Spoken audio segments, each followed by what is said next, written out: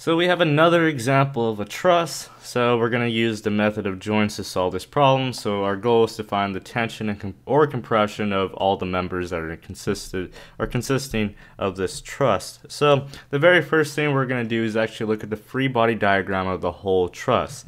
So we already have some forces already drawn, such as the 20 kilonewton force and the 40 kilonewton force and the 20 kilonewton force at the points B, C, and D. So to look at the free body diagram of this full truss, we're going to have to draw the reaction forces at joint A and joint E. So since this is a pivot, there's two reaction forces acting in the X direction, which I'll call AX, and then there's a reaction force pointing in the Y direction, which I'll call AY. And then similarly, since joint E is connected to a roller, then the reaction force points in the direction where the contact is occurring. So since the floor is right there and the roller is right there, so I'm going to assume that the contact force points upward, and we'll call that E, or EY. So now we could analyze the full body. So let me label that real quickly. So full body diagram, or I guess yeah. So what we could do is sum the forces in the X direction. So the only forces acting in the X direction is AX. So we could say AX and set that equal to 0 for it to be in equilibrium. So therefore AX is 0. So now we can sum the forces in the Y direction. So if we sum the forces in the Y direction, we get AY plus EY minus, so we have 20 plus 40, which is 80. So we have minus 80 kilonewtons, and that equals 0. So if we solve that equation, or change the equation a little bit, what we can do is get an equation that looks like this. So AY plus EY equals 80. So the next thing we're going to do, we have one more equation that we can use since we're looking at the full free body diagram, is the concept of a moment. So it doesn't matter where you take the moment about, but I have like a urge to put the moment around joint C, because it's like the center of all these forces. So we're going to take the moment about C. What we're going to do is take the moment about C, so the moment about C, and I'm going to define counterclockwise as positive, which is the convention that we always use. So there'll be negative 20 AY plus 20 times 10 plus EY times 20 minus 20 times 10, and that equals 0. So if we rearrange this equation a little bit, we will find is that 20 EY minus 20 AY equals 0. So that means that EY equals AY. Since we have that, we could use these two equations, this equation right here, this equation right here, this one right here, and this one right here, to solve for the value, since we have two unknowns and two equations. So we could substitute for EY, and we get that 2AY equals 80, so therefore AY equals 40 kilonewtons. And that also implies by this equation that EY is 40 kilonewtons as well. And what's special about these values being 40 kilonewtons is that now let me write that out. So this is 40 kilonewtons, and this is 40 kilonewtons. And we learned before about symmetry. So if we look at this object, we have an axis of symmetry going along the member GC. So imagine folding this truss, like imagine it was a piece of paper, and folding the truss around this axis. So if you fold it upon this axis, it actually mimics the same diagram upon those two parts of the truss. So this half right here is the same as this half, but it's mirrored. So now we could say that this problem is symmetric. So now it saves us half the work, meaning we only have to solve half the truss to know all the forces and compression tension of all the members. So what we're going to do is actually explode the diagram now, into its components. So I chose for this problem to explode this portion of the diagram. You could choose to explode this portion of the diagram, it doesn't matter, but the whole process is still the same. So again, and if you're wondering why it's symmetric, because you might think AX is makes this truss not symmetric, you just got to remember that AX equals 0 in this diagram, because if it were not 0, then this whole truss will be not in equilibrium, which will cause some bending occurrence, and so forth. So AX is 0, so if you keep that in mind, so just get rid of that and you mirror this across this member, you'll see that this truss is symmetric. So I'm going to explode this part of the diagram and I'll get back to you.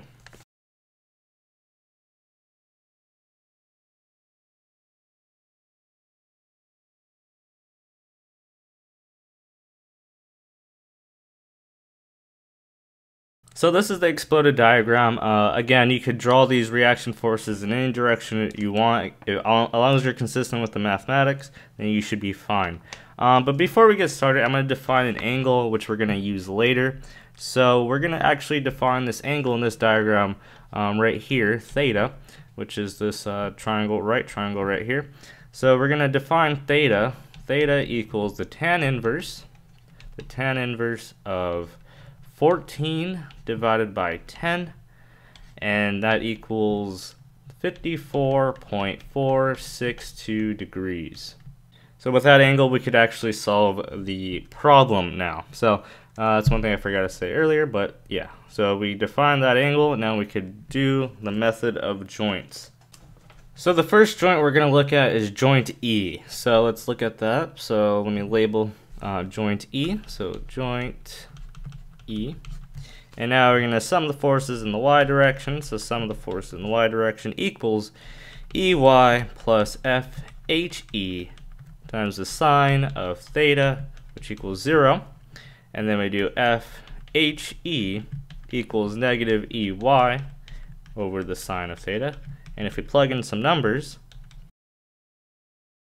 what we get is negative 49.156 kilonewtons. So that's a 4. So 49.156 kilonewtons. And since that's negative, I drew the reaction force incorrectly. So what we can say is that member HE is in compression. And the reason why, so if we look at our original free body diagram, so FHE, I drew it in tension. Since we got a negative value for the force vector, that means the forces actually point in these directions. So therefore, this bar is actually in compression. And now we can proceed with the sum of the forces in the x direction. So would equal FDE minus FHE times the cosine of theta, which equals 0. So now we can do FDE equals FHE cosine of theta, which is then, if we plug in some numbers,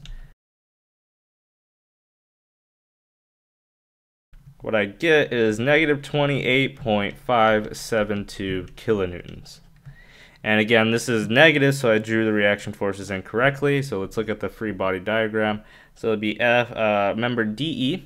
So I drew the forces incorrectly. So I drew it in compression. So therefore, it's the opposite of that. So it'll be tension. So now we're going to look at joint H. So let's look at joint H. So the first thing we're going to do is actually sum the forces in the y direction. So we get FHD minus FHE times the sine of theta, which equals 0. So we could rearrange that. So we get FHD equals FHE times the sine of theta, which is, if we plug in some numbers, what we get is negative 40 kilonewtons. So again, that value is negative, so let's go to our diagram. So HD is negative, or the reaction force at HD is negative, so I drew it in compression, so therefore it must be in tension. So I'll just do this. Now we could sum the forces in the x direction for that joint.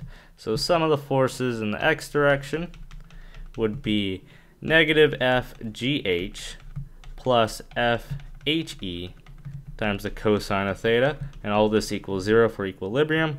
So if we rearrange that, that would be FGH equals FHE times the cosine of theta, and we plug in some numbers.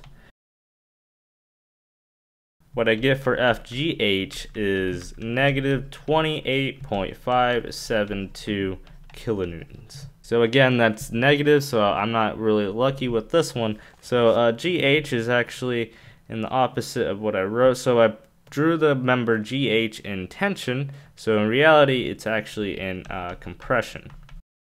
So now we're going to look at joint D. So we're going to sum the forces in the y direction, which will give us FGD times the sine of theta minus 20 minus FHD, which equals 0.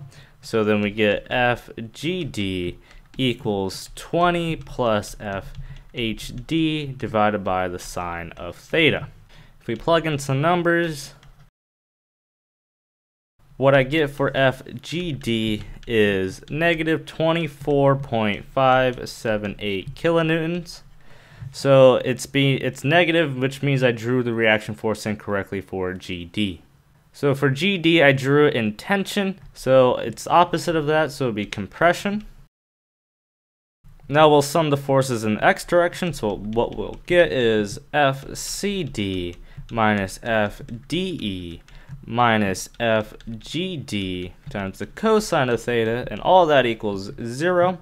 And but if we rearrange this so that we could solve for FCD, what we get is FDE plus FGD times the cosine of theta.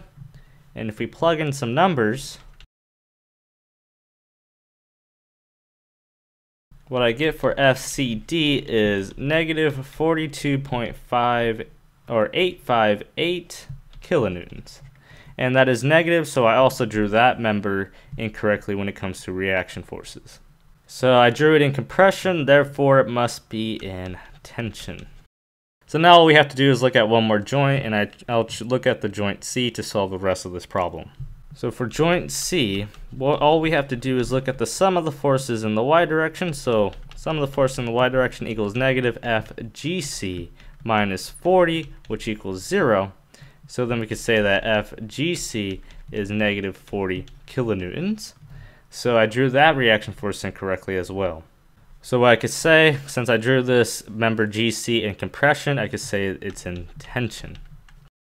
So in the beginning of this video, we said that the truss is actually symmetric. So by solving half the truss, we actually solved all the other half of the truss because it's symmetric. So what we could do is actually, I'm going to label this half of the truss onto this diagram, and we'll proceed from there. So we solve for this half of the truss, and this truss is symmetric along the member GC. So what I can say is that, for example, GH is in compression, therefore FG is also in compression.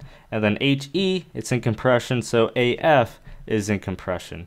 Then for GD, that will be in compression, so BG is in compression, and then so forth. So this will be T, and this will be tension, and this will be in tension as well. So I can quickly recap what we did in this problem. So the very first thing we did is actually look at the full free body diagram of the whole truss. So that's what we did here, and it allowed us to determine that the reaction force for pin A in the x direction was equal to 0, which allowed us to define symmetry for this problem. So once we found out it was symmetric, we moved on to exploding the only half the truss. So because it's unnecessary to do the full truss because it's symmetric, and we exploded half the truss and applied the reaction forces to each of the members, and then from there we looked at each individual joint by using the method of joints and using the fundamental concepts of equilibrium. So the vector sum of the forces in the y direction and in the x direction equaling 0, and we determined whether or not each member was in compression or in tension by looking at the sign of the value when we solved for the force scalar quantity.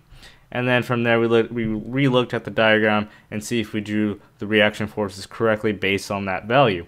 And we applied whether or not it was in tension or in compression. So that's it for the method of joints. Hopefully you guys enjoyed that. Please, you could review all the other examples that I did, and we'll move on to the next part in statics.